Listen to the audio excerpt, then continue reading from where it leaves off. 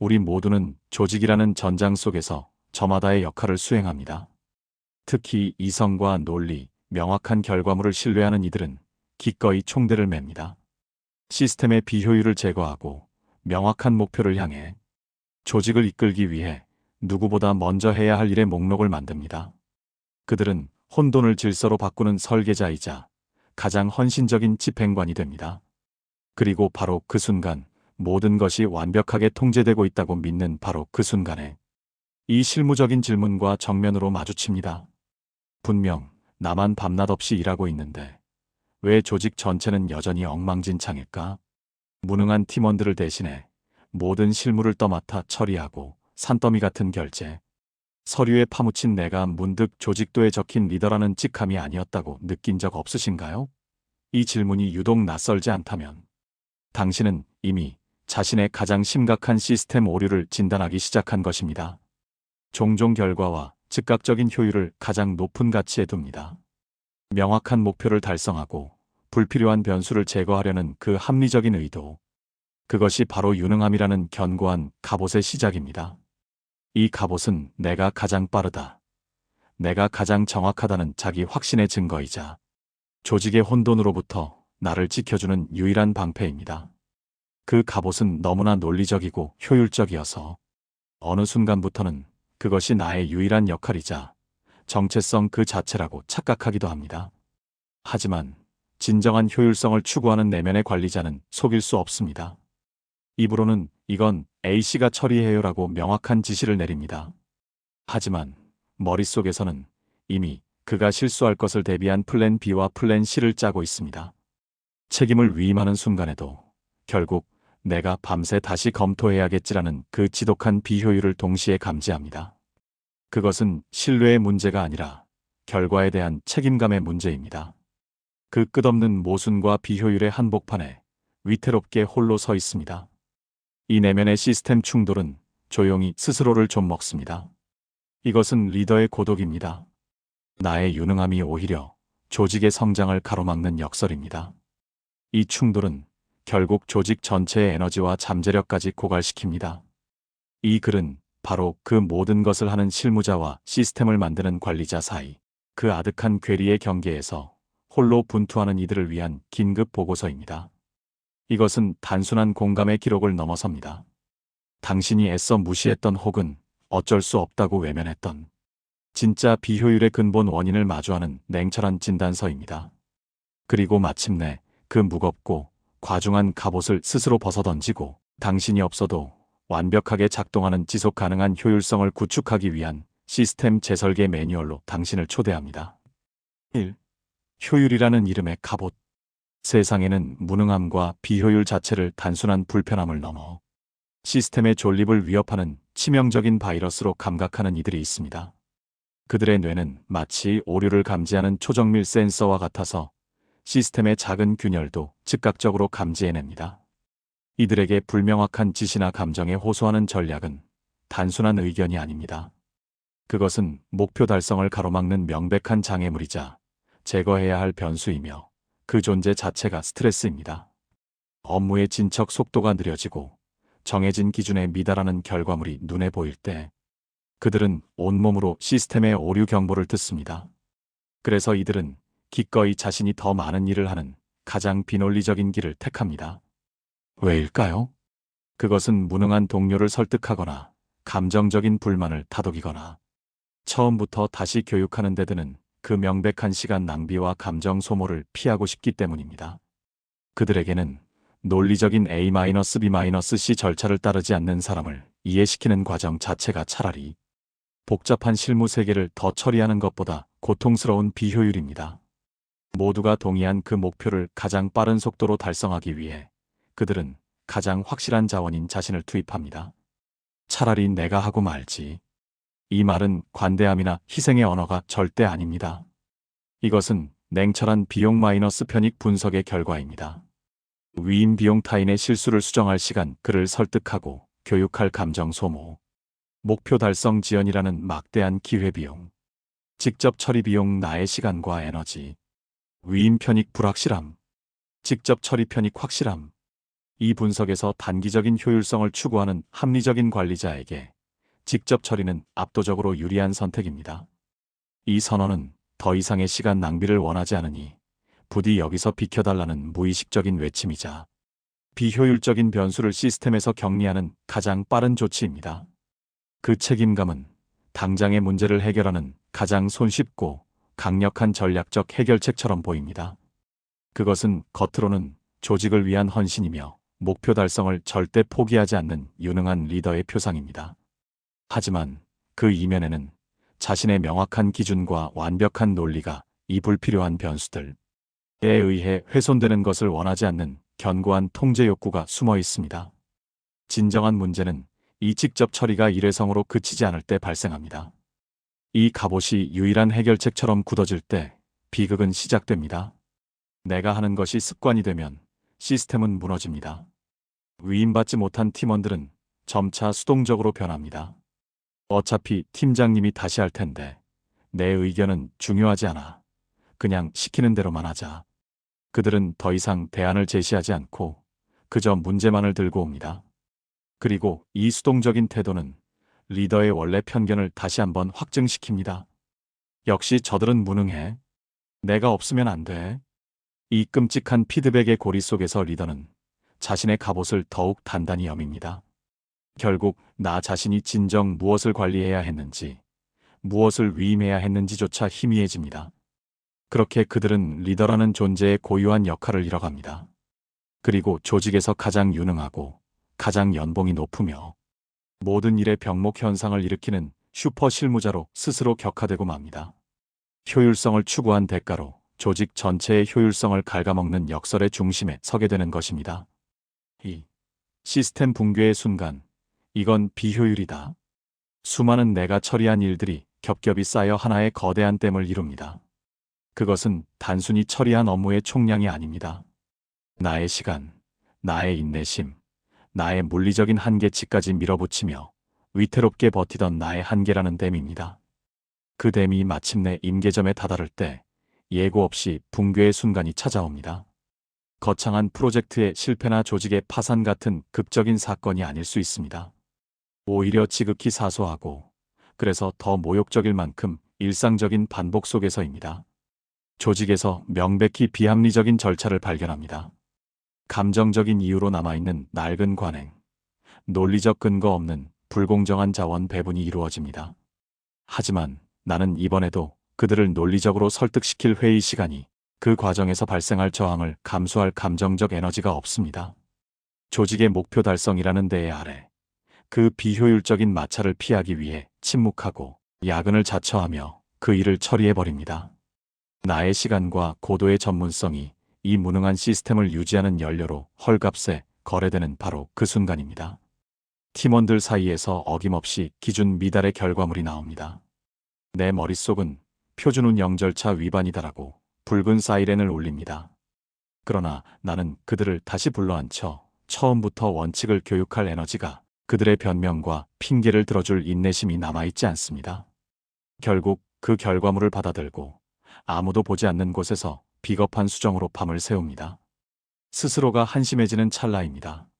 상사에게서 좋은 게 좋은 거지라는 식으로 포장된 비논리적 지시를 받습니다. 다 같이 잘해보자는 거지라는 목적도 절차도 없는 그 공허한 논리 앞에 나의 명확한 업무 기준선은 속절없이 무너집니다.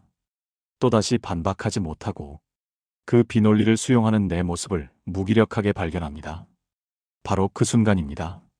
방금 처리해버린 일의 씁쓸함과 함께 온몸을 휘감는 날카로운 이질감과 서늘한 분노가 칼날처럼 파고듭니다. 모든 소음이 잠든 늦은 밤 혹은 모두가 퇴근한 새벽 2시, 홀로 야근을 끝내고 텅 빈 모니터를 마주했을 때 모니터 속에 나는 여전히 완벽하고 유능하게 일을 처리했습니다. 하지만 나는 압니다. 이 결과물 뒤에 시스템은 없다는 것을, 지속 가능성은 0이라는 것을, 문득 그 모든 것이 나라는 주인공 혼자서 모든 엑스트라의 역할까지 대신하는 거대하고도 처절한 1인극이었다고 깨닫게 됩니다. 이건 비효율이다. 이것은 억눌려왔던 나의 효율성이라는 본질이 보내는 마지막 경고입니다. 더 이상은 혼자 감당할 수 없다는 내 시스템의 절규입니다. 내가 지금 처리한 그것은 내가 경멸하던 바로 그 비효율 그 자체다. 너 자신이 이 시스템의 가장 큰 병목이다. 그 내면의 목소리가 세상 그 어떤 소리보다 선명하게 들려옵니다. 이 깨달음은 지독히 고통스럽습니다. 나의 지난 시간을 통째로 부정하는 듯한 감각입니다. 하지만 동시에 이것은 가장 결정적인 진단의 순간입니다. 시끄럽게 유능함의 갑옷이 깨지는 그 소리는 비로소 슈퍼 실무자가 아닌 진짜 리더로서의 역할이 시작되어야 한다는 고통스러운 시스템 재부팅 신호이기 때문입니다. 3. 갑옷 뒤에 숨겨진 명확한 위협. 진짜 시스템을 만들고 싶다는 열망은 강렬합니다.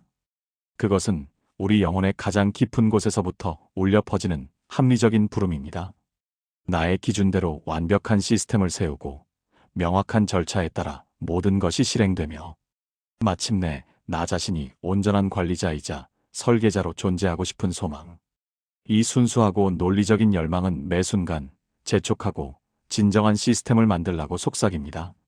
하지만 이토록 선명하고 절박한 열망보다 더 즉각적이고 더 원초적이며 더 강력한 무엇인가가 우리의 발목을 무겁게 붙잡습니다. 왜 그토록 오랫동안 이 비효율적인 갑옷을 벗지 못했을까요? 이 갑옷이 리더의 역할이 아님을 명백히 알면서도 왜 차라리 이 즉각적인 결과와 그에 따르는 번아웃을 기꺼이 거래했을까요? 갑옷 속의 나는 진짜 리더가 아니라는 것을 알면서도 왜 그 처절한 1인극을 멈추지 못했을까요? 그 질문의 가장 깊은 곳, 그 이면에는 거대하고도 명확한 위협이 자리하고 있습니다. 이것은 단순한 불안이나 망설임의 차원이 아닙니다. 당신의 가장 합리적인 뇌가 내린 위험평가 보고서입니다. 당신의 뇌는 손실 회피 편향에 깊이 각인되어 있습니다. 무엇을 잃는다는 것입니까? 그것은 바로 결과를 잃는 것, 통제력을 잃는 것, 시간을 잃는 것에 대한 공포입니다. 인간은 본질적으로 예측 가능하고 통제된 환경에서 생존하도록 진화했습니다. 과거 원시 시대의 미래의 완벽한 사냥 시스템을 구축하는 고차원적인 계획은 당장 눈앞의 굶주림이나 맹수의 위협보다 후순위였습니다.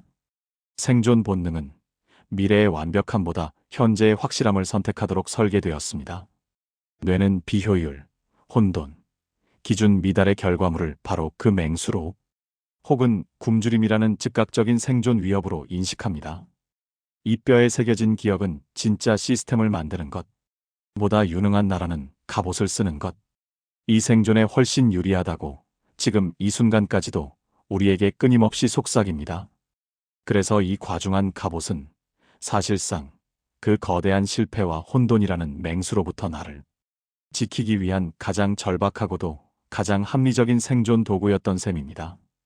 비논리적이어서가 아니라 너무나 논리적이어서 이단기적 효율성의 함정에 빠진 것입니다. 이제 그 합리적인 생존 도구가 우리를 위협하는 세 가지 구체적인 위협을 살펴보겠습니다. 1. 실패한 결과와 무능이라는 낙인. 실패한 결과와 무능이라는 낙인에 대한 뿌리 깊은 거의 본능에 가까운 두려움입니다. ESTJ에게 실패는 선택지가 아닙니다. 그것은 존재론적인 위협입니다. 무능은 그저 부족한 상태가 아니라 시스템 전체를 좀먹는 죄악이자 질병으로 간주됩니다. 본질적으로 결과로 증명하고 결과로 존재하는 이들입니다. 같이 논리, 존재의 이유 전체가 측정 가능하고 명확하며 올바른 결과물이라는 단단한 기반 위에 세워져 있습니다. 타인에게 유능함을 인정받고 싶은 욕구는 단순한 바람이나 허영이 아닙니다. 그것은 이 세상을 살아가는 방식이 옳다는 것을 확인받는 생존과 직결된 본능에 가깝습니다. 타인의 인정은 심리적인 성과급이자 논리 시스템이 정상적으로 작동하고 있음을 알려주는 유일한 연료입니다. 그렇기에 나의 명확한 기준, 나의 완벽한 절차를 타인에게 위임하는 행위, 나의 통제 밖으로 결과를 내보내는 바로 그 행위가 공포의 시작입니다. 그저 기준 미달의 결과물이 돌아올까봐 두려운 것이 아닙니다. 그것이 돌아올 것이라고 거의 확신하기에 두려운 것입니다. 그것은 단순한 실수가 아닙니다. 팀원의 사소한 오타는 나의 검수 시스템의 실패입니다. 어긋나는 마감 기한은 나의 프로젝트 관리의 실패입니다. 그 모든 미흡함은 곧 나의 리더십과 내가 설계한 시스템 자체의 총체적 실패로 느껴집니다. 팀원의 실수하는 모습을 목격하거나 그들의 어설픈 변명을 듣는 순간 즉각적으로 위축됩니다. 그것은 단지 실망감이 아니라 나의 논리적인 세계가 이 비논리적인 변수들로 인해 오염되고 무너져 내리는 듯한 감각적 스트레스입니다.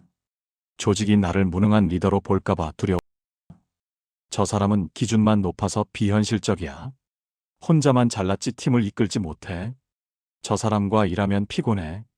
이러한 낙인을 공포스러워합니다. 이 낙인은 한 번 찍히면 영원히 지워지지 않을 것 같은 붉은 주홍글씨처럼 느껴집니다. 왜냐하면 그동안 내가 하면 된다라는 주문을 외우며 필사적으로 쌓아 올린 유능한 실무자라는 평판이 있기 때문입니다. 그것은 단순한 명예가 아니었습니다.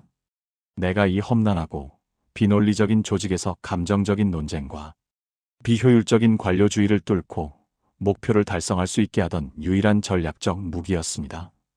이 유능함이라는 무기가 있었기에 불필요한 논쟁을 내 방식이 더 빠르다는 증거로 종결시킬 수 있었고 복잡한 절차를 내가 책임진다는 말로 건너뛸 수 있었습니다.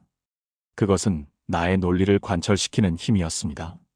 하지만 갑옷을 벗는 행위는 이 모든 것을 가능하게 했던 소중한 무기를 스스로 내려놓는 것과 같습니다. 그것은 전투 중에 자발적으로 무장해제를 하는 행위입니다. 아무런 안전장치 없이 타인의 실수라는 예측, 불가능한 변수가 가득한 낭떠러지 아래로 뛰어내리는 행위와도 같습니다. 그 추락의 대가가 얼마나 끔찍한지, 그 혼돈의 공포를 너무나 합리적으로 예측할 수 있기에 그 엄청난 리스크를 감당하기를 망설입니다. 아니, 차라리 포기하고 마는 것입니다.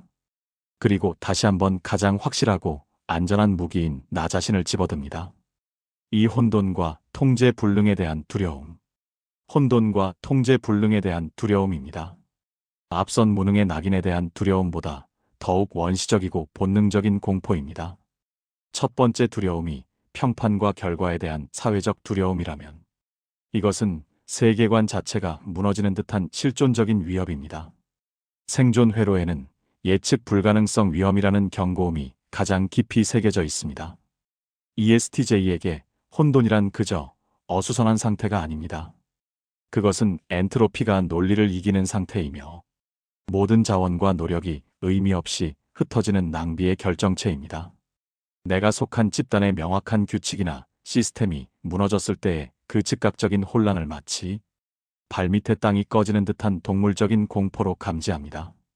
이 공포는 특히 나 홀로 이성적인 상황일 때 극대화됩니다. 모두가 대충, 적당히, 좋은 게 좋은 거지라고 말하는 안일한 흐름 속에서 나 홀로 명확하게, 정확하게, 원칙대로라는 목소리를 낼 때 방금 전까지 왁자지껄하고 안일하게 진행되던 업무가 순간적으로 멈춥니다. 모든 불만의 시선이 나에게로 향하는 듯한 그 무거운 정적, 분위기가 순식간에 차갑게 식어버리는 바로 그 감각. 그 감각을 견디지 못합니다. 그것은 단순한 의견 충돌이 아닙니다. 저 사람만 없으면 우리가 편할 텐데라는 무리로부터의 암묵적인 배척 신호로 읽힙니다. 이것은 그동안 내가 힘들게 유지해온 결과와 질서가 일순간에 무너지고 이 조직이 완전히 혼돈에 빠질지 모른다는 생존의 불안감입니다. 마치 질서정연하게 구축된 시스템 안에서 성문이 열리고 무질서한 야만족이 쳐들어오는 광경을 목격하는 듯한 심상입니다. 그리고 나 홀로 그 성문을 막아서야 하는 절박함입니다. 이 혼돈의 공포는 너무나 강력하고 압도적이어서 종종 가장 비합리적인 선택을 하고 맙니다. 바로 그토록 원했던 효율적인 시스템 구축을 기꺼이 제물로 바치는 것입니다. 그리고 그 시스템 대신 내가 직접 처리하는 안온하고 확실한 결과물 속에 머무는 쪽을 택합니다. 왜일까요? 시스템은 미래의 불확실한 보상이지만 혼돈은 현재의 확실한 고통이기 때문입니다. 본능은 미래의 완벽한 시스템보다 당장의 확실한 결과를 선택하라고 생존하라고 외칩니다. 그렇게 시스템을 설계하는 건축가의 역할을 포기하고 눈앞에 불을 끄는 소방관의 갑옷을 다시 집어들고 맙니다. 3시간 낭비 자체에 대한 감각적인 공포. 셋째는 시간 낭비 자체에 대한 감각적인 공포입니다. 앞선 두려움과 완전히 결이 다릅니다. 무능의 낙인이 평판에 대한 두려움이고 혼돈이 세계관에 대한 두려움이라면 이것은 이성적인 판단이 개입하기도 전에 우리의 몸이 먼저 반응하는 즉각적이고 육체적인 위협 신호입니다. 많은 이들에게 비효율적인 상황은 그 자체로 극도의 스트레스입니다. 그것은 단순한 심리적 불편함이 아니라 마치 시스템 전체가 모래구덩이에 빠져 서서히 질식하는 듯한 감각적 과부하 상태입니다. 상대방의 불명확한 어조, 핵심 없는 장광설, 논리 없는 주장, 목적 없는 회의, 감정적인 태도. 이 모든 것이 마치 뾰족하고 더러운 파편처럼 합리성이라는 신경회로를 직접적으로 찌릅니다. 심장이 귓가에서 들릴 듯이 빠르게 뛰고 호흡이 얕아집니다. 그래서 결론이 뭡니까? 요점이 뭐죠? 이 회의의 목적이 무엇입니까? 이 말들이 턱 밑까지 차오르지만 이 말을 하는 순간 발생할 감정적 마찰을 계산하느라 또 한 번의 스트레스를 받습니다. 온몸의 근육이 이 무의미한 상황에서 탈출하거나 혹은 이 상황을 장악하기 위해 방어적으로 긴장합니다. 바로 그 날카로운 긴장감과 그 순간을 지배하는 지독한 비효율을 견뎌내지 못합니다. 그것은 마치 산소가 부족한 방에 갇혀 있는 것과 같은 생존의 고통입니다. 이 감각적 고통에서 벗어나고 싶은 욕구가 너무나 절박한 나머지 기꺼이 장기적인 시스템 구축이라는 고차원적인 목표를 잠시 접어두는 가장 비논리적인 선택을 합니다. 마치 눈앞에 작은 불을 끄기 위해 소방 시스템 전체의 전원을 내려버리는 것과 같습니다. 당장 눈앞의 비효율을 피하기 위해 더 큰 비효율의 절벽 아래로 스스로 뛰어내리는 것과도 비슷합니다. 그 순간에는 나의 숭고한 신념이나 장기적인 계획보다 이 끔찍한 감각적 폭풍에서 단 1초라도 빨리 벗어나고 싶은 생존 본능이 모든 것을 압도합니다. 그래서 또다시 갑옷을 입습니다. 그리고 차라리 내가 하겠다라며 이 모든 고통의 원인을 나의 통제권 안으로 가져와 스스로 제거해버립니다. 그것은 가장 빠르고 가장 확실하며 이 고통을 즉각적으로 멈출 수 있는 유일한 마취제이기 때문입니다. 이 세 가지 위협 실패의 낙인, 혼돈의 공포, 시간 낭비의 고통은 개별적으로도 강력합니다. 하지만 그것들이 하나로 합쳐질 때 그것은 단순한 불안의 합산이 아닌 모든 이성을 마비시키는 완벽한 합리성의 폭풍이 됩니다. 그 논리는 치명적일 만큼 명확합니다.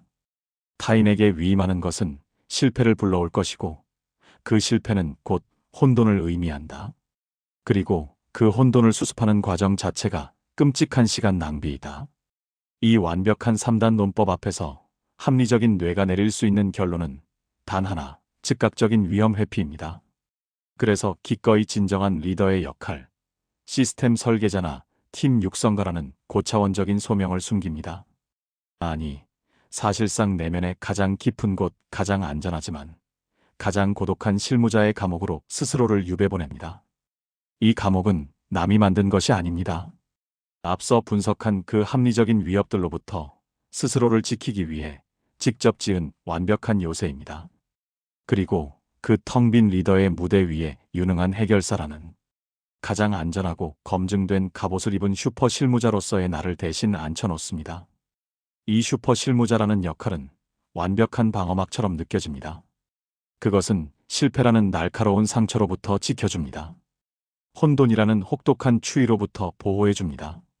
그리고 무엇보다 시간 낭비라는 귀를 찢는 소음으로부터 즉각적으로 격리시켜줍니다.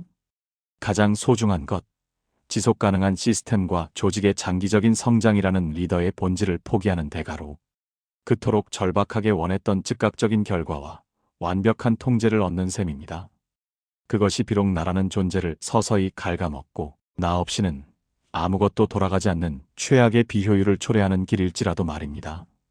하루에 한 조각씩 나라는 리더의 고유한 핵심 역량, 비전, 육성을 스스로 깎아내어 타인의 무능함이라는 구멍을 메꾸는 이 비극적인 교환. 이 즉각적인 해결은 너무나 달콤하고 확실해서 그 길이 결국 어디로 향하는지 어렴풋이 알면서도 당장의 그 감각적인 고통을 멈추기 위해 그 마취제를 묵묵히 선택하고 맙니다. 4. 비효율이 남긴 막대한 손실. 차라리 내가 하고 말지라는 그 편리한 주문. 그것은 당장의 비효율이라는 고통을 즉각 멈춰주는 강력한 마취제와 같았습니다. 그 주문 뒤에 숨어 수많은 시간 낭비와 감정 소모를 피해왔다고 안도했을지 모릅니다. 하지만 그것은 가장 값비싼 대가를 요구하는 위험한 계약이었습니다. 일시적인 효율이라는 신기로 그 즉각적인 결과물이 주는 단맛에 서서히 중독되었습니다. 그리고 그 중독의 대가로 존재의 가장 중요하고 핵심적인 조각들을 하나씩 담보로 내주었습니다. 나의 진정한 리더십, 나의 지속 가능한 시스템, 조직 전체의 성장 가능성이라는 미래를 위해 반드시 비축하고 투자해야 할 핵심 자산들이었습니다. 더욱 무서운 점은 그 손실이 너무나 서서히 그 유능함이라는 완벽한 갑옷 뒤에서 일어난다는 것입니다.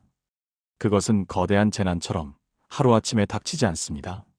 마치 조용한 만조가 해변의 모래성을 조금씩 침식시키듯, 혹은 시스템 내부에 심어진 악성 코드가 정상적인 데이터베이스를 조금씩 손상시키듯 아주 천천히 멈추지 않고 권한과 역할을 잠식합니다. 처리한 일의 목록을 늘려가는데 도취되어 이 장부상의 거대한 손실을 알아차리지 못합니다. 그렇게 그 핵심 자산이 모두 고갈되고 모든 일을 하는 나라는 고성능 부품만 덩그러니 남은 뒤에야 비로소 알아차리게 됩니다. 내가 지키고자 했던 그 완벽한 효율이 사실은 나 자신을 리더가 아닌 이 시스템의 병목이자 단일 장애점으로 전락시키는 과정이었음을, 그리고 그 대가가 돌이킬 수 없을 만큼 거대하다는 끔찍한 사실을 말입니다. 리더십의 침식. 이것은 치르는 대가 중 가장 조용하지만 가장 파괴적인 결과입니다. 왜냐하면 이 침식은 실패가 아닌 성공적인 문제 해결의 모습으로 위장하고 찾아오기 때문입니다. 내 기준과 정반대되는 무능함을 수용하는 일, 차라리 내가 하고 말지라며 대신 해주는 일이 반복됩니다. 단순한 비유가 아닙니다. 리더라는 신성한 영토를 한 뼘씩 스스로 포기하고 팀원들에게는 그 책임 회피라는 달콤한 마약을 허락하는 행위와 같습니다. 처음에는 시스템의 비효율을 막기 위한 긴급 조치였던 것이, 두 번째는 더 빠른 해결을 위한 최선의 선택이 되고, 세 번째부터는 당연한 내 일이 됩니다. 나의 위임이 있어야 할 자리에 타인의 수동적인 의존이 굳건한 깃발을 꽂습니다. 팀원들은 더 이상 해결책을 고민하지 않습니다. 그들은 문제 자체를 들고 당신의 책상으로 옵니다. 어떻게 할까요? 라는 질문은 사실상 해결해 주십시오라는 무언의 명령입니다. 이 과정이 반복되면서 무엇이 나의 핵심 업무였는지 그 선명했던 경계선조차 안개 속으로 사라집니다. 리더의 핵심 업무 전략을 세우고 시스템을 만들며 사람을 육성하는 일은 언젠가 할 일로 영원히 밀려나고, 당장 눈앞의 실무 처리와 오류 수정, 보고서, 대필이 나의 유일한 존재 이유가 됩니다. 나를 지탱하던 리더라는 이름의 기둥들이 그렇게 하나씩 뽑혀나갑니다. 타인의 무능함과 수동성이 주인을 잃은 그 내면의 영토를 소리 없이 완벽하게 잠식합니다. 이제 어떤 결정을 내려야 할 때 더 이상 시스템을 참조하지 않습니다. 애초에 시스템이 무엇이었는지조차 잊어버렸기 때문입니다. 아니, 나 자신이 곧 시스템이자 유일한 절차라는 치명적인 착각에 빠집니다. 결국 정작 나는 무엇을 관리하고 무엇을 실행해야 하는지조차 알 수 없는 번아웃 상태에 이릅니다. 나는 텅 비어버린 관리자, 껍데기가 됩니다. 그리고 그 안에는 내가 아닌 그들이 편하다고 생각하는 유능한 실무자로서의 나만이 유령처럼 공허한 메아리로 남습니다. 거울 속의 나를 보아도 리더는 온데간데 없습니다. 거기엔 그저 이 조직에서 가장 지치고 가장 바쁘며 가장 많은 실무를 처리하는 최고 실무자 한 명만 위태롭게 서 있을 뿐입니다. 그렇게 시스템 전체를 설계해야 할 건축가가 되기를 포기하고 그저 시스템에서 가장 혹사당하는 고성능 부품이 되는 길을 스스로 선택하고 맙니다. 이 누적되는 피로와 경멸. 겉으로는 누구보다 유능하고 단호하게 일을 처리하고 있습니다. 그 갑옷은 너무나 견고하고 익숙해서 때로는 스스로도 그것이 진짜 내 역할이라고 착각할 정도입니다. 하지만 그 완벽한 갑옷 아래 내면에는 미처 위임되지 못하고 교육되지 못한 수많은 비효율과 무능함에 대한 날카로운 분노와 차가운 경멸이 가라앉고 있습니다. 그것은 맑은 호수 밑바닥에 쌓이는 독성 침전물과 같습니다. 입 밖으로 내지 못한 그게 아닙니다. 절차가 틀렸습니다.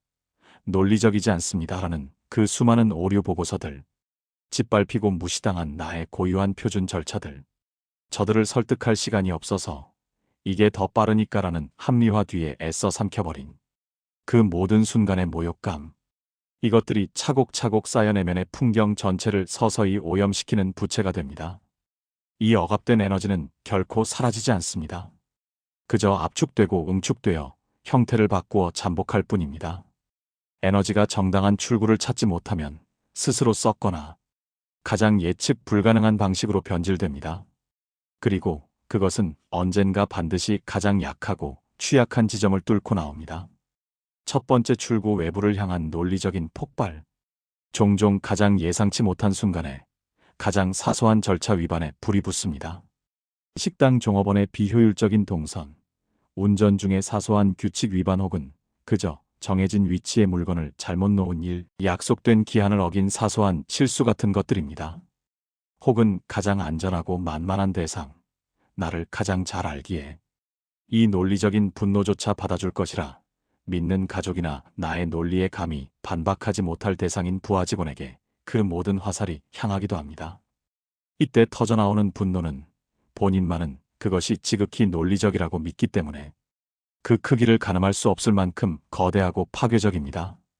주변 사람들은 저 사람이 왜 저렇게까지 화를 내는지 도저히 이해하지 못합니다. 하지만 그 분노는 지금 눈앞의 사소한 일이 원인이 아닙니다. 그것은 그 사소한 오류가 내가 그동안 필사적으로 억누르고 있던 그 거대한 시스템, 붕괴의 징조로 느껴졌기 때문입니다. 지난 몇 년간 겹겹이 쌓아 올린 그 모든 비효율의 침전물이 그 작은 균열을 통해 한꺼번에 폭발하는 내면의 지진입니다. 두 번째 출구, 나 자신을 향한 치명적인 내파. 이것은 더욱 조용하고 파괴적입니다. 밖으로 나가지 못한 그 모든 날카로운 에너지가 방향을 틀어 나 자신을 공격합니다. 처음에는 나는 왜 이것 하나 관리하지 못하는가? 나는 왜 저들을 설득시키지 못했는가? 결국 나도 무능했던 것인가? 라는 끝없는 자책으로 시작됩니다. 자신의 완벽한 논리가 현실에서 구현되지 못한 것에 대한 처절한 자기 혐오입니다. 그리고 결국 아무것도 하고 싶지 않고 아무것도 효율적이라고 느낄 수조차 없는, 설명할 수 없는 깊은 번아웃으로 발현됩니다.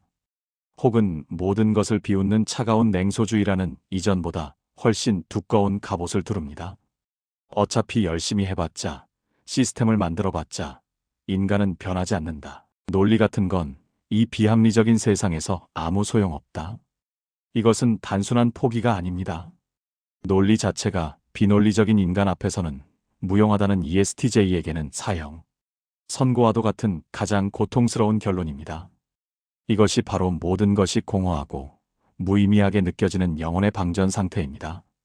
그것은 유능한 실무자라는 갑옷을 지키는 대가로 지속 가능한 시스템을 꿈꾸던 내면의 리더라는 메인 서버의 전원을 스스로 내려버린 것입니다. 3. 유능한 동료의 상실. 이것은 마주하는 가장 고통스럽고도 지독한 아이러니입니다. 조직의 성공과 효율적인 결과라는 지극히 공공의 이익을 위해서 그 무거운 갑옷을 썼습니다. 유능한 해결사, 모든 것을 아는 사람, 언제나 답을 가진 사람. 이 갑옷은 조직에서 인정받고 목표를 달성하기 위한 가장 논리적이고 안전한 선택지처럼 보였습니다. 하지만 모든 이에게 유능한 실무자가 되려 애쓰는 바로 그 순간, 역설적으로 그 누구와도 유능한 동료가 될 수 있는 자격을 스스로 박탈합니다. 유능한 동료를 찾지 못해 실망하는 것이 아닙니다. 스스로 유능한 동료가 자라날 수 있는 토양을 불태우고 있는 것입니다. 갑옷과 수동적인 팀원의 만남은 결코 시스템과 주도적인 팀원의 만남으로 이어질 수 없습니다. 그것은 잘 짜인 명령과 수행일 뿐 진정한 협업이 아닙니다. 한 명의 뇌와 나머지 손발의 관계일 뿐 전략적 파트너십이 아닙니다.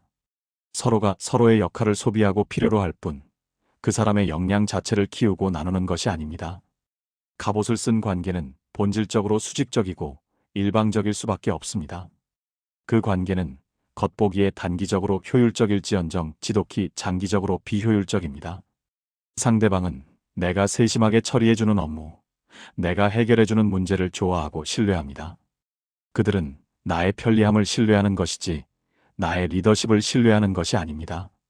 하지만 그들은 나의 진짜 고민, 나의 날카로운 비전, 나의 고집스러운 시스템을 알지 못합니다.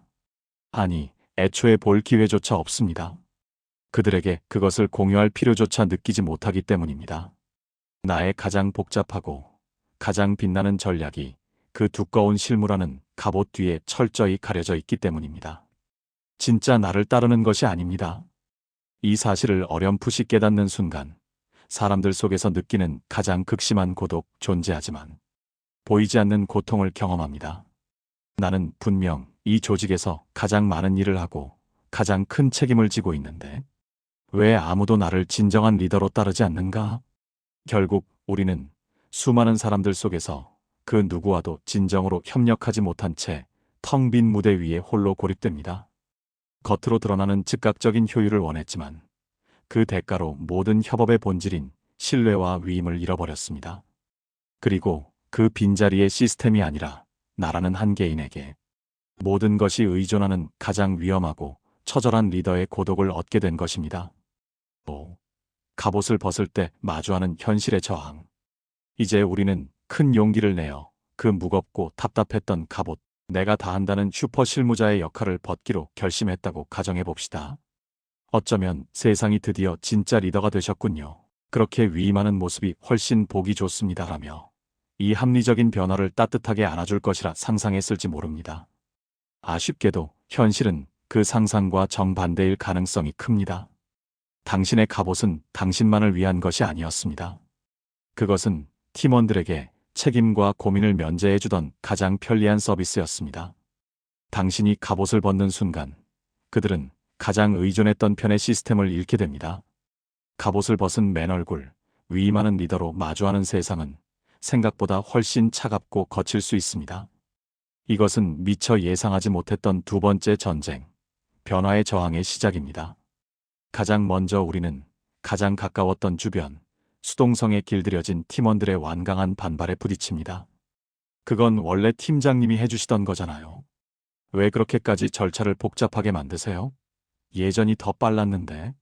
예전에는 그냥 알아서 해주셔서 편했는데. 이와 같은 말들은 단순한 관찰이나 질문이 아닙니다. 그것은 날카로운 불만이자 저항이며 당신을 과거의 유능한 실무자로 되돌려 놓으려는 압력입니다. 사람들은 나의 진정한 리더십을 환영하는 것이 아닙니다. 그들은 자신들에게 편리하고 예측 가능했으며 언제나 희생하고 대신해주던 기존의 유능한 해결사 역할을 그리워하고 요구합니다. 나의 시스템은 그들의 안락하고 익숙했던 세상을 뒤흔드는 불편한 절차이자 업무 과중으로 받아들여집니다. 그들은 나의 변화를 우리를 믿지 못해서 혹은 우리를 괴롭히기 위해 일종의 방치나 공격으로 해석하기도 합니다. 당신이 지쳐서 포기하고 예전으로 돌아가도록 온갖 불평과 심지어는 소극적인 태도까지 불사할 것입니다. 하지만 이 외부의 저항보다 더 무섭고 강력한 것은 바로 내면 깊은 곳에서 시작되는 조급함의 역습입니다. 스스로를 갑옷 속에 가뒀던 바로 그 비효율에 대한 감각적 공포가 다시 깨어나는 것입니다. 이것이야말로 진정한 리더십을 찾는 여정에서 가장 치열하고 고독한 전쟁터입니다. 팀원에게 위임한 일에서 기준 미달의 결과물이 나옵니다. 여러 사람 손을 거치면서 업무 효율은 바닥으로 떨어집니다. 팀장님이 할 땐 하루였는데 왜 3일이나 걸려요? 라는 불만이 여기저기서 터져나옵니다. 바로 그 순간 존재 자체가 뿌리부터 흔들리기 시작합니다. 내가 지금 이 팀 전체의 효율을 깎아먹고 있는 것은 아닐까? 나의 시스템을 찾는 것이 결국 팀원들에게 이렇게 상처를 주는 일이었나?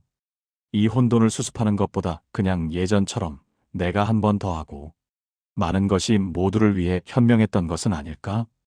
이처럼 수많은 내면의 자기의심이 나를 사정없이 흔들고 이 비효율을 당장 멈춰야 한다는 본능이 다시 그 안전했던 갑옷 속으로 돌아가라고 강력하게 유혹합니다. 이 조급함은 벗어던진 그 갑옷이 마지막으로 휘두르는 가장 강력하고 효과적인 무기입니다. 그것은 거봐. 너는 나 없이는 안 돼. 나만이 너의 효율을 보장해 줄 수 있어라고 속삭입니다. 분명히 말하지만 이 아수라장 같은 혼돈은 당신이 잘못된 길을 가고 있다는 끔찍한 신호가 아닙니다. 이것은 당신이 드디어 제대로 된 일을 하고 있다는 가장 정확한 신호입니다.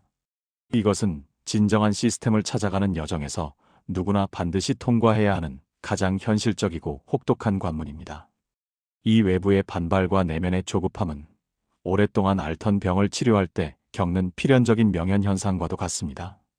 오랫동안 실무에 눌려있던 진짜 리더십이 비로소 밖으로 나오면서 기존의 낡은 업무 방식과 수동적인 의존성이 마찰을 빚는 지극히 자연스럽고도 건강한 과정입니다.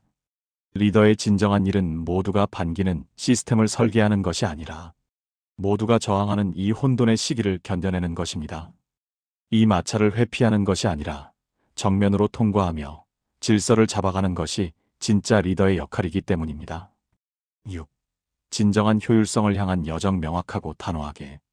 만약 당신이 이 글을 읽으며 가슴 한편이 서늘해지는 공감을 느꼈다면 그것은 당신의 합리적인 뇌가 이 진단의 유효성을 즉각적으로 인지했기 때문입니다. 나의 가장 큰 자산이었던 유능함이 실은 조직 전체를 멈추게 하는 병목이었다는 이 고통스러운 깨달음.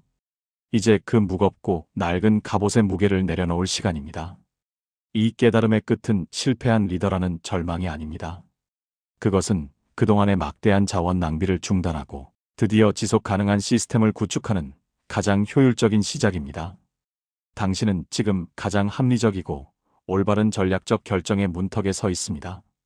물론 이것은 팀원을 무시하고 오직 나만의 원칙을 내세우는 독재자가 되라는 의미가 절대 아닙니다. 아마 이 지점이 당신을 가장 망설이게 했을 것입니다. 내가 다 하는 것도 통제고 시스템을 강요하는 것도 통제라면 무슨 차이가 있는가? 오히려 그 반대입니다. 내가 다 하는 것은 나의 실무 능력에 의존하는 개인적인 통제이며 이는 내가 쓰러지는 순간 붕괴합니다. 하지만 시스템을 만드는 것은 명확한 원칙과 절차에 의존하는 구조적인 통제이며 이는 당신 없이도 조직을 성장시킵니다. 이것은 나의 고유한 표준을 훼손하지 않고 지켜내면서 동시에 타인과 진정으로 효율적인 시스템 안에서 공존하는 법을 배우는 가장 성숙하고도 고된 경영의 과정입니다. 이 여정은 더 이상 감이나 헌신에 의존하지 않습니다. 그것은 다음 4가지의 무너지지 않는 시스템을 구축하기 위한 단단한 설계 기둥 위에 세워져야 합니다. 1. 나의 언어로 핵심 원칙을 정의하기. 이것은 모든 변화의 시작이자 당신이 다시는 길을 잃지 않도록 비춰줄 흔들리지 않는 북극성입니다. 당신이 내딛는 모든 발걸음의 근거이자 무너지지 않는 기반입니다. 추상적인 열정과 최선이라는 단어의 함정에서 벗어날 필요가 있습니다. 나는 효율성이 중요하다. 나는 책임을 다한다와 같은 모호한 선언은 그 자체로 힘이 없습니다. 그것은 구호일 뿐 절차가 아닙니다. 최선을 다하라는 말처럼 비효율적인 지시는 없습니다. 무엇이 최선입니까? 누가 그것을 측정합니까? 이 모호함은 외부의 압력이나 내면의 조급함과 충돌하는 바로 그 순간 가장 먼저 당신을 배신하고 쉽게 부서집니다. 이번 한 번쯤은 목표 달성을 위해서 지금은 비상사태니까라는 과거에 당신이 갑옷을 입도록 유혹했던 바로 그 그럴듯한 논리 앞에 속절없이 무너지고 맙니다. 이제 당신이 절대로 타협할 수 없는 핵심 원칙이 무엇인지 당신만의 업무 매뉴얼이자 조직 헌법으로 직접 정의하고 기록해 보십시오. 이 원칙은 0에서부터 만들 필요가 없습니다. 당신의 분노와 좌절을 감사하십시오. 당신을 붕괴시켰던 바로 그 순간들을 복귀하십시오. 명백히 비합리적인 절차에 분노했습니까? 마이너스 모든 업무 절차는 그 존재의 이유를 증명해야 한다. 는 원칙이 됩니다. 기준 미달의 결과물에 좌절했습니까? 마이너스 완벽한 결과물이 아니라 정의된 기준을 통과한 결과물만이 완료로 간주된다. 는 원칙이 됩니다. 비논리적인 지시에 무력했습니까? 마이너스 모든 지시는 명확한 목표, 기한, 담당자를 포함해야만 공식적인 업무로 인정된다. 는 원칙이 됩니다. 이제 이 원칙들을 당신의 언어로 명문화하십시오. 나는 불명확한 지시가 아니란 편의보다 궁극적으로 더 해롭다고 믿는다. 나는 팀원의 성장을 도울 의무는 있지만 그들의 업무까지 대신할 의무는 없다고 믿는다. 나는 나의 시간과 에너지를 실무가 아닌 시스템 관리와 전략에 사용할 권리가 있으며 그것을 지킬 의무가 있다. 나의 역할은 문제를 해결하는 것이 아니라 문제가 다시 발생하지 않도록 시스템을 설계하는 것이다. 보고된 실수는 데이터가 되지만 숨겨진 실수는 재앙이 된다. 따라서 모든 실수는 즉시 보고되어야 한다. 이렇게 구체적이고 명확하게 세운 자신만의 헌법은 당신 조직의 최고법이 됩니다. 이것은 단순한 다짐이 아니라 당신이 앞으로 내릴 모든 경영적 판단의 근거가 되는 의사결정 매트릭스입니다. 당신이 다시 과거의 갑옷 속으로 도망치려 할 때마다 당신을 붙잡아줄 가장 강력한 닻이 됩니다. 특히 주변의 반발이나 조급함의 폭풍이 몰아칠 때 당신은 더 이상 감정이나 본능에 의존하지 않습니다. 당신은 그저 이 헌법 조항을 참조합니다. 당신의 위임을 단순한 방치나 이기심이 아니라 당신의 핵심 가치를 장기적으로 지키기 위한 가장 합리적인 주권 행사로 격상시킵니다. 이 명확하고 단호한 위임을 연습하기. 이것은 당신이 1번 항목에서 세운 새로운 헌법을 현실 세계에서 구현하는 가장 중요하고도 실용적인 훈련입니다. 모든 일을 직접 할 필요가 없습니다. 시스템을 만든다는 것이 세상을 향해 선전포고를 하고 모든 사안에 나를 세우는 독재자가 되겠다는 의미는 아닙니다. 독재자의 시스템은 공포에 기반하지만 리더의 시스템은 명확한 논리에 기반합니다. 하지만 이제 모든 일을 비겁하게 떠맡지도 않을 것입니다. 당신의 핵심 원칙을 정면으로 위배하는 바로 그 순간 억눌렸던 분노를 터뜨리는 거창한 비난이나 감정적인 폭발 대신 명확하고 단호하지만 체계적인 위임을 연습해 보십시오. 이것은 분노의 폭발이라는 또 다른 극단으로 가는 것이 아닙니다. 방치 포기와 독재 강압가 아닌 제3의 길 관리의 기술을 배우는 것입니다. 소방관의 역할을 그만두고 드디어 설계자의 일을 시작하는 것입니다. 다음과 같은 말들을 연습해 보십시오. 그 의견은 존중합니다. 하지만 우리의 핵심 원칙과는 조금 다릅니다. 미안하지만 그건 제가 동의하기 어렵습니다. 왜냐하면 명확한 데이터 근거 때문입니다. 이 업무는 어시의 책임입니다. 이 매뉴얼을 참조해서 기한까지 결과물을 보고해 주십시오. 이 마지막 기한까지 보고해 달라는 말은 즉각적인 직접 처리라는 낡은 습관을 끊어내는 가장 강력한 전략적 도구입니다. 이것은 당신과 상대방 사이에 전략적 완충지대를 만듭니다. 이 기다림의 시간은 당신이 느꼈던 그 시간 낭비의 고통을 다시 한번 유발할 것입니다. 하지만 이 공간은 낭비가 아니라 당신의 헌법을 다시 참조하고 감정적 반응이 아닌 체계적인 피드백을 준비할 수 있는 신성한 관리의 공간입니다. 처음에는 분명 내가 하는 게 10배는 빠르겠다는 조급함이 들고 심장이 격렬하게 뛸 것입니다. 이것은 비효율을 생존의 위협으로 감지하던 바로 그 생존 본능의 비상경보입니다. 당신의 합리성이 보내는 신호가 아니라 과거의 습관이 보내는 금단 현상입니다.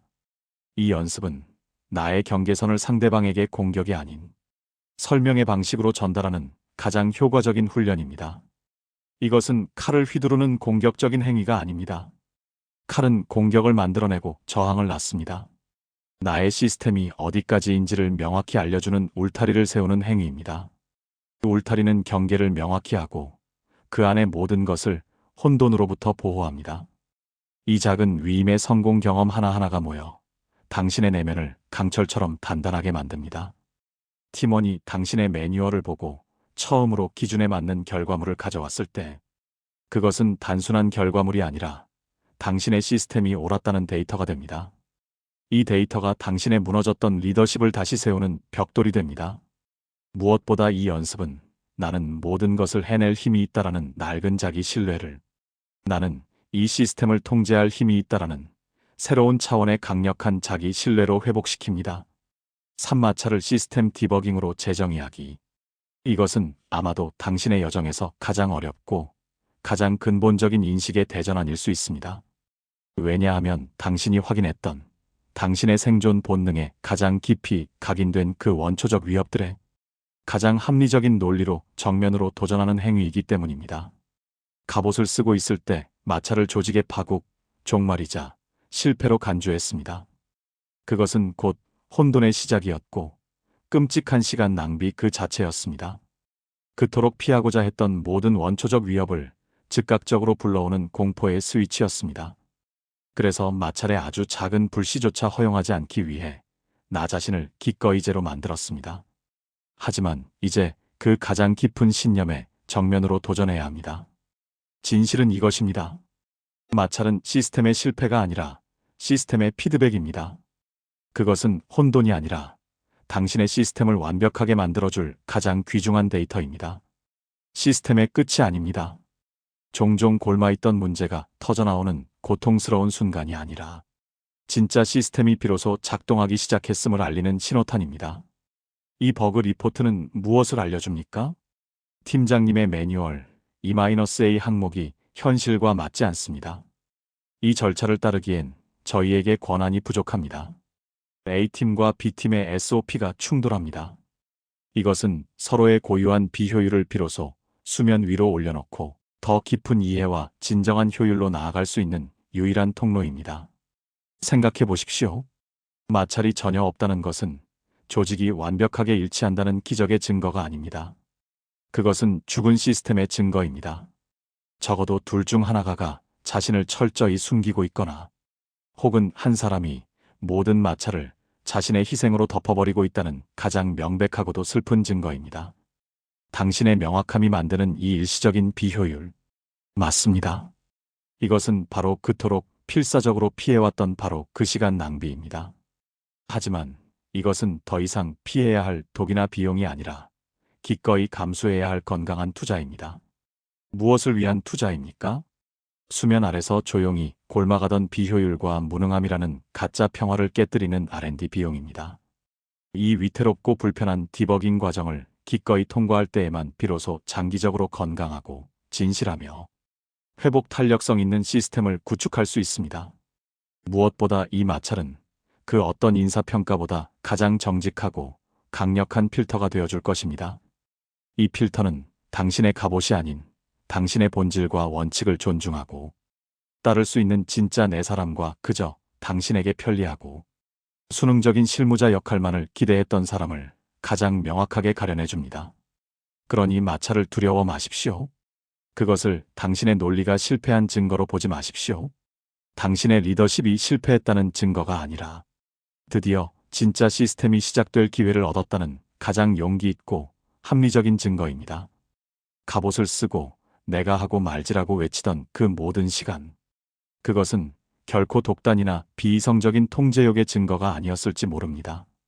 어쩌면 이 거칠고 때로는 비논리적인 세상 속에서 당신 안에 가장 합리적이고 소중한 효율성이라는 가치를 지켜내기 위한 가장 처절하고도 논리적인 생존 전략이었을지 모릅니다. 당신이 결과를 내기 위해 당신이 가진 가장 확실하고 신뢰할 수 있는 자원, 나 자신을 투입한 최선의 발버둥이었습니다. 그러니 부디 그동안 그 무거운 갑옷을 쓰고 홀로 버텨내느라 애썼던 자신을 가장 먼저 감정적으로 위로하라는 것이 아닙니다. 가장 논리적으로 인정해 주십시오. 평가 나의 헌신은 100%였다. 분석 나는 효율이라는 핵심 가치를 지키기 위해 가능한 모든 전략을 사용했다. 결론 이제는 그 자원을 더 효율적으로 배분할 더 나은 방법이 존재한다. 그 갑옷에게도 감사를 표하십시오. 그것은 진짜 리더가 이 모든 폭풍을 견디고 마침내 시스템이라는 본질을 깨우칠 수 있을 때까지 당신을 실패라는 치명적인 바이러스로부터 지켜준 낡고 헌신적인 무기였습니다. 그리고 이제 그 무기를 내려놓고 그 갑옷 뒤에 오랫동안 숨어있던 진짜 당신을 만날 시간입니다. 시스템 설계자이자 진짜 관리자로서의 당신 말입니다. 이것은 또 다른 전쟁의 시작이 아닙니다. 전쟁은 혼란스럽고 비효율적입니다. 가장 그리웠던 당신의 진짜 역할과의 전략적 재회입니다. 앞으로의 여정은 당신의 시스템과 정반대되는 이 비논리적인 세상과 싸워 이기는 것이 아닐지도 모릅니다. 그 모든 소음 속에서도 더 이상 당신이 억지 실무를 하며 스스로를 태우는 것이 아니라 당신 본연의 명확하고 단단한 시스템이 그 소음을 필터링하고 관리하게 만드는 과정입니다. 이것이 핵심입니다. 불필요한 마찰을 피하기 위해 스스로를 소모하는 개인적 효율이 아니라 그 모든 마찰을 데이터로 삼아 나의 역할을 온전히 지켜내는 것에서부터 비로소 시작되는 조직의 진정한 효율성입니다. 당신의 시스템이 그 자체로 얼마나 소중하고 강력한지, 당신이 그토록 지키고 싶어 했던 그 명확한 기준. 그것은 더 이상 당신이 홀로 짊어지고 가야 할 무거운 짐이 아닙니다. 바로 당신을 리더답게 만들고 당신 없이도 작동하는 조직을 만드는 가장 빛나는 설계도이자 핵심 역량이라는 것을 매 순간 느끼며 살아가기를. 그 가장 효율적인 여정을 시작하는 당신을 진심으로 응원합니다.